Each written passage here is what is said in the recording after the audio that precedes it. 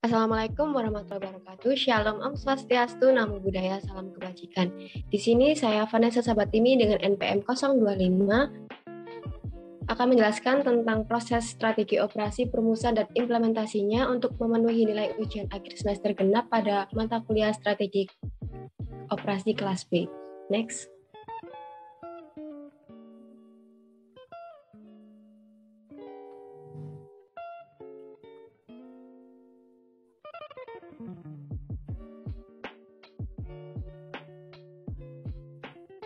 Proses perumusan strategi operasi berkaitan dengan bagaimana menselaraskan kebutuhan pasar dengan sumber daya operasi dalam jangka panjang. Proses strategi operasi terbagi menjadi perumusan, implementasi, pemantauan, dan pengendalian. Sekarang kita akan membahas mengenai proses perumusan strategi. Perumusan strategi operasi adalah proses praktis untuk mengartikulasikan berbagai tujuan dan keputusan yang membentuk strategi. Tidak seperti manajemen operasi sehari-hari, merumuskan strategi operasi kemungkinannya hanya merupakan kegiatan sesekali. Tahap merumuskan strategi operasi. Yang pertama, sebuah proses yang secara formal menselaraskan tujuan strategi operasi yang biasanya strategi bisnis untuk tujuan tingkat sumber daya. Yang kedua, menggunakan tujuan kinerja operasi sebagai perangkat terjemahan untuk menselaraskan antara tujuan penentuan posisi pasar dan strategi operasi. Dan yang ketiga, menilai keselarasan melalui penilaian kepentingan relatif dari tujuan kinerja operasi dalam hal preferensi pelanggan dan kinerja yang dicapai atau biasanya dibandingkan dengan tingkat kinerja pesaing. Dengan kata lain, merumuskan strategi operasi pada dasarnya adalah tentang cara yang berbeda untuk menselaraskan rencana, kegiatan, dan tujuan. Next. Selanjutnya kita akan membahas mengenai arah keselarasan, di mana proses perumusan strategi operasi untuk mencapai keselarasan dapat diselesaikan dalam dua arah yang berbeda. Paling umum, perusahaan mulai dengan persyaratan pasar mereka dan kemudian menselaraskan sumber daya untuk mencocokkannya. Selanjutnya, peran operasi adalah untuk mendukung keputusan pasar yang telah ditentukan sebelumnya dan tidak seperti bisnis memahami kemampuan operasinya dan banyak yang mungkin tidak memiliki kemampuan pas. Next. Mekanisme mempertahankan keselarasan dari waktu ke waktu. Sebagian besar usaha bisnis baru gagal melewati tahun pertama mereka. Penjelasannya jelas bahwa adalah perusahaan gagal mendamaikan persyaratan pasar dan sumber daya operasi karena terlalu mudah atau salah menafsirkan persyaratan pelanggan atau gagal untuk mengembangkan kemampuan operasional yang diperlukan.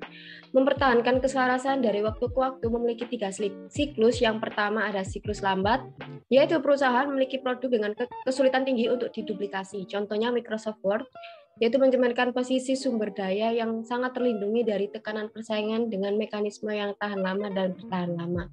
Artinya, sumber daya tersebut mengeksploitasi karakteristik kelengkapan yang berasal dari faktor-faktor yang tidak mungkin atau setidaknya sangat sulit untuk ditiru, seperti lokasi geografis, reputasi merek yang sudah lama berdiri, hubungan klien pribadi, dan sebagainya.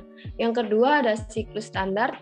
Perusahaan memiliki kemudahan untuk ditiru serta memiliki tekanan sumber daya yang lebih tinggi. Contohnya mobil Toyota dan makanan cepat saji McDonald's. Mengeksploitasi sumber daya yang kurang terspesialisasi dan oleh karena itu menghadapi tingkat tekanan peniruan sumber daya yang lebih tinggi. Artinya perusahaan tersebut dalam posisi ini sering menghadapi persaingan langsung selama periode waktu yang lama dan ini mendorong semacam perang parit antara persaingan mobil mapan, makanan bermerek, atau minuman ringan. Yang ketiga, siklus cepat. Perusahaan memiliki tekanan peniruan yang sangat tinggi, contohnya iPods Microsoft, mikroprosesor Intel, atau ponsel menghadapi tingkat tekanan peniruan sumber daya tertinggi. Artinya, untuk memudahkan keselarasan yang berkelanjutan, perusahaan-perusahaan ini harus menguasai rutinitas kompetitif yang terkait dengan inovasi perusahaan dan waktu ke pasar. Selanjutnya, next. Analisa yang diperlukan untuk formulasi yang pertama menganalisa kebutuhan pasar, di mana kegiatan ini adalah kegiatan mengeksplorasi operasi, banyak model praktis yang ada untuk membantu para praktisi menilai persyaratan pasar. Yang kedua, menganalisis kemampuan sumber daya operasional. Alat manajemen strategi yang diterapkan secara luas, analisis SWOT adalah titik awal yang baik untuk menganalisis sumber daya operasi. Mekanisme ini menghubungkan faktor internal, yaitu kekuatan dan kelemahan, dan eksternal, yaitu peluang dan ancaman. Dan meskipun analisis SWOT yang sangat sulit untuk dimasukkan ke dalam proses perencanaan efektif, bagian kekuatan dan kelemahan dari SWOT sangat berguna bagi perusahaan. Yang ketiga, kita akan membahas mengenai kemampuan, yaitu menganalisis kekuatan dan kelemahan adalah titik awal untuk memahami sumber daya. Tantangan berikutnya adalah memahami kemampuan yang mungkin mereka wakili, yaitu tentang ide kapabilitas inti yang sangat penting untuk memahami bagaimana strategi operasi dapat dipertahankan dari waktu ke waktu. Next.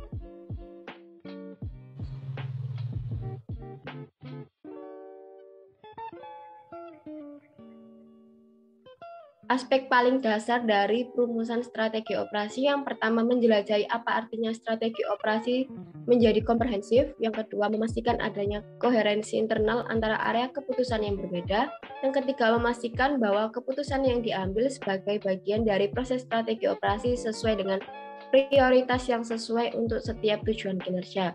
Yang terakhir, menyoroti persimpangan sumber daya atau persyaratan mana yang paling kritis sehubungan dengan prioritas keuangan dan persaingan organisasi yang lebih luas. Next.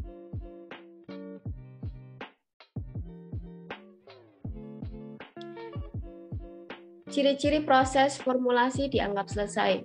Yang pertama, di mana memiliki ciri kelengkapan adalah langkah pertama yang penting dalam upaya mencapai keselarasan operasi. Yang kedua, koherensi. Koherensi adalah ketika pilihan yang dibuat setiap area keputusan tidak menarik operasi ke area yang berbeda. Sedangkan masalah utama dalam mencapai koherensi adalah begitu banyak keputusan yang dibuat yang memiliki dampak strategis sehingga relatif mudah untuk membuat keputusan yang secara tidak sengaja menyebabkan hilangnya koherensi. Next. Yang ketiga ada korespondensi.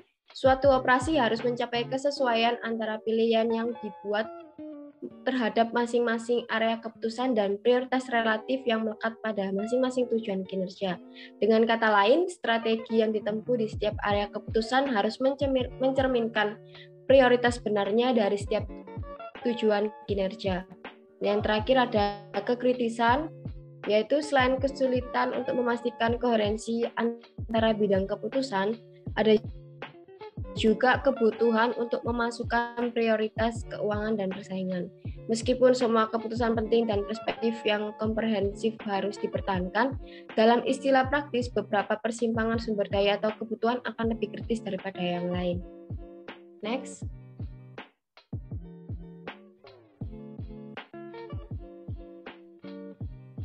Apa itu implementasi strategi?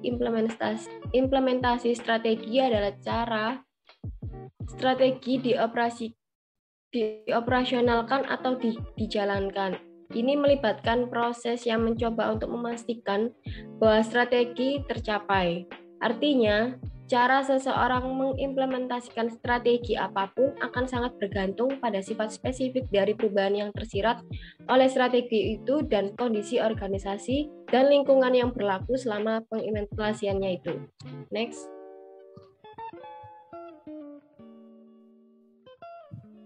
Nah, di sini saya mengambil contoh perusahaan Grab. Next.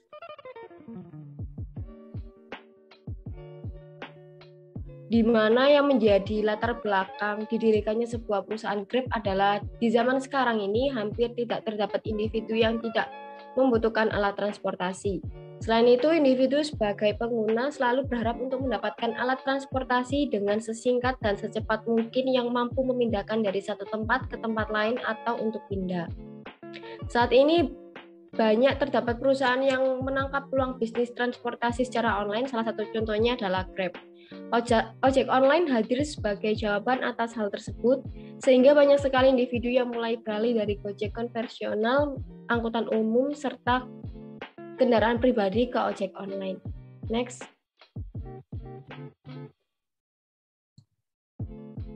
Profil perusahaan Grab. Grab didirikan oleh Anthony Tan dan Tan Hoi Ling pada Juni 2012 dan dikenal sebagai Grab Taxi hingga tahun 2016. Grab merupakan salah satu platform yang bermarkas di Singapura dan paling sering digunakan di Asia Tenggara. Ojek online ini menyediakan berbagai layanan kebutuhan sehari-hari seperti yang pertama ada Grab Taxi, yaitu layanan taksi premium dengan jaringan terluas di Asia Tenggara. Yang kedua ada GrabCar, yaitu layanan transportasi untuk mereka yang memiliki kenyamanan layaknya menggunakan mobil pribadi. Yang ketiga ada GrabShare, yaitu layanan yang memungkinkan kita berbagi perjalanan dengan orang lain yang memiliki tujuan yang sama. Yang keempat ada GrabBike, yaitu alternatif layanan transportasi untuk mereka yang ingin lebih cepat dan aman sampai ke tujuan. Yang kelima ada Grab Express, yaitu layanan pengiriman paket yang cepat, aman, dan terpercaya. Yang keenam ada GrabFood, yaitu layanan pesan antar makanan. Yang ketujuh ada GrabFresh, yaitu layanan yang mendukung pelanggan untuk belanja kebutuhan sehari-hari. Yang terakhir ada GrabRent, yaitu layanan rental online yang memudahkan pelanggan untuk melakukan pemesanan mobil selama minimal 6 jam, termasuk pengemudi dan bahan bakar, dari lokasi penjemputan menuju lokasi sesuai dengan cakupan area yang telah ditentukan oleh Grab. Next. Sekarang kita akan menganalisa SWOT dari Grab. Yang pertama ada kekuatan. Pemesanan dapat dilakukan dengan mudah dan praktis hanya bermodalkan smartphone dan jaringan internet.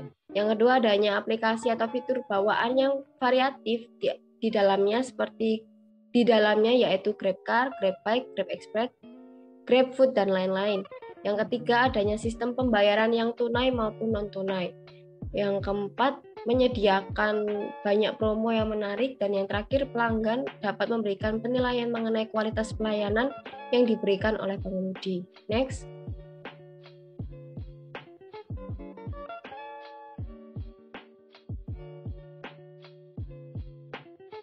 Peluang. Saat ini mobilitas masyarakat sangat tinggi sehingga membutuhkan kendaraan yang praktis dan cepat. Yang kedua, masyarakat ingin memenuhi kebutuhannya secara praktis. Selanjutnya kita akan membahas mengenai ancaman. Adanya persaingan yang ketat dari perusahaan ojek online semacam 3,5 pemilik kepentingan atau pemangku kepentingan perusahaan. Pada dasarnya, perusahaan pasti memiliki pihak-pihak sebagai pemangku atau pemegang kepentingan di dalam perusahaan. Tidak ada pihak-pihak pada perusahaan Grab ini. Next.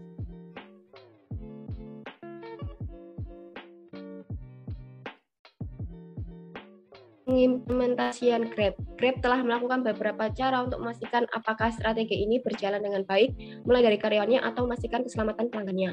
Bagi karyawan, untuk menjamin keselamatan dan hubungan baik dengan karyawannya, Grab melakukan hal-hal berikut. Yang pertama, setiap karyawan diberikan kesempatan untuk mempelajari berbagai macam budaya-budaya. Yang kedua, adanya pelatihan untuk menyesuaikan diri dengan perkembangan teknologi terkini secara harian. Yang ketiga, peluang untuk terus berkembang dan mencapai posisi-posisi tertentu di dalam struktur organisasi.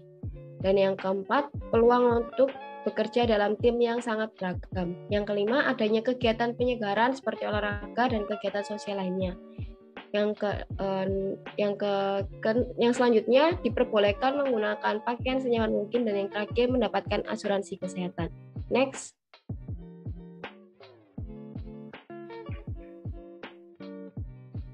Sedangkan untuk pelanggan atau konsumennya terdapat 4 hal yang sangat diperhatikan oleh Grab dalam melayani konsumennya, yaitu yang pertama penyaringan.